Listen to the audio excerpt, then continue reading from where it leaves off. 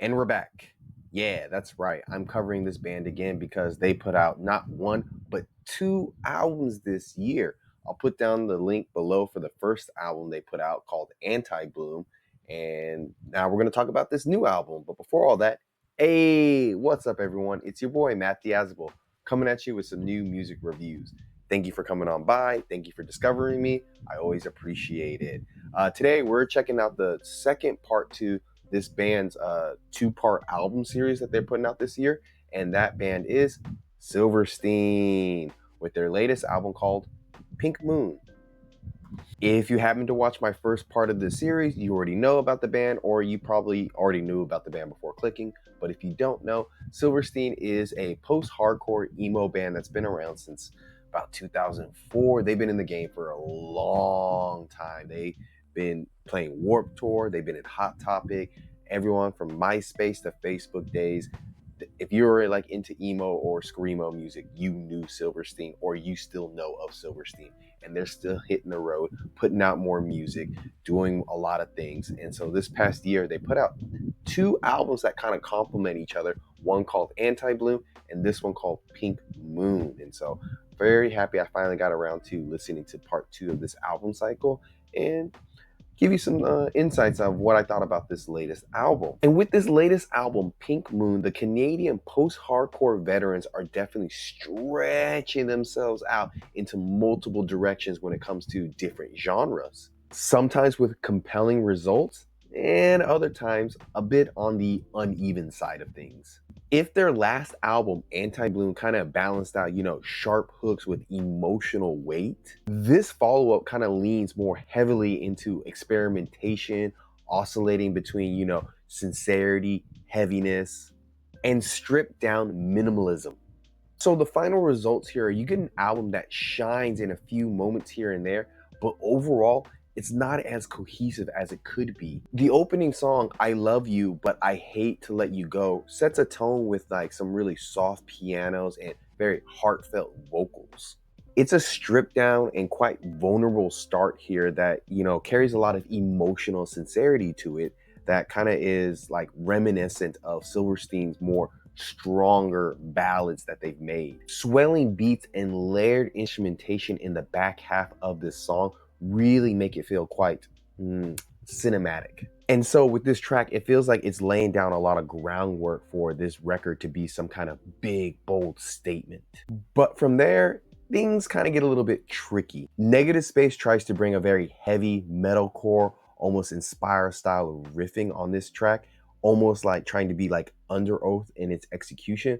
But something about this track just feels missing. The breakdown wants to crush, but it feels so flat. The chorus on this song is catchy enough, but the space in between the mix makes the track feel very hollow, and it feels like the weight of the song is not really there. So overall, the song just doesn't fully land. There's just something amiss in this whole song. Like it's just missing that grit or I guess production value to it. And then you have the song Drain the Blood that features Dayseeker. It continues this whole push-pull of heavy style playing and then like minimalism as well. The bass takes center stage on this song, and the breakdown on this song kind of hits harder than before. But the ultra clean production here really makes the song feel too polished and kind of almost sterile.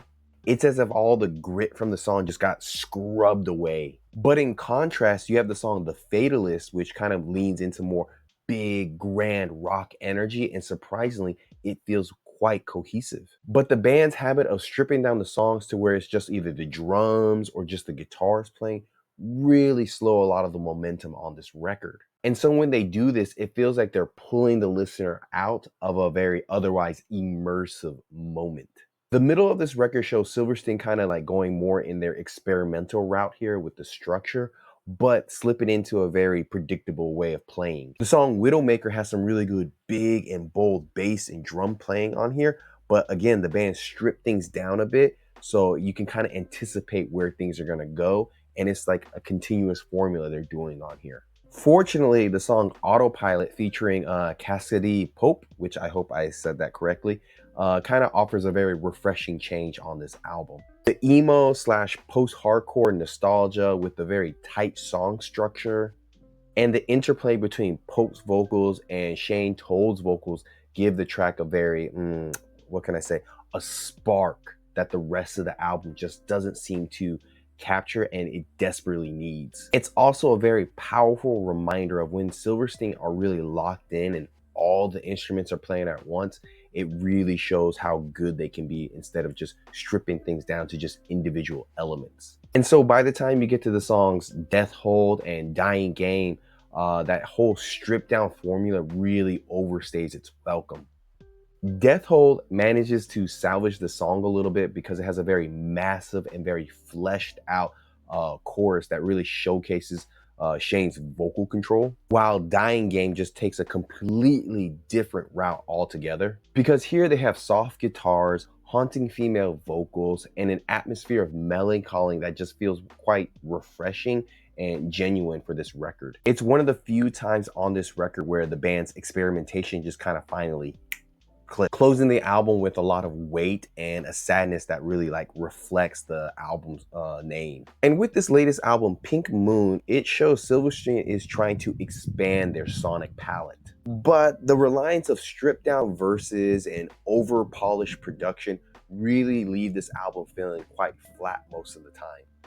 When they embrace collaboration, like on the song Autopilot, raw vulnerability, like on I Love You, But I Have to Let You Go, or atmospheric melancholy on Dying Game, they strike gold.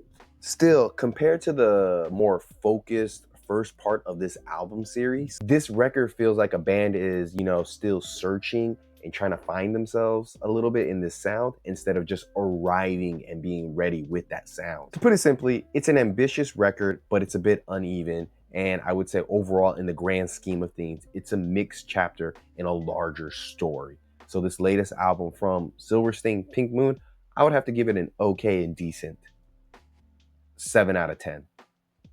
Links down below. Tell me what you think about this album. Who's your favorite, or what's your favorite Silverstein song or album? And let's discuss. And until next time, guys, see you in the pit.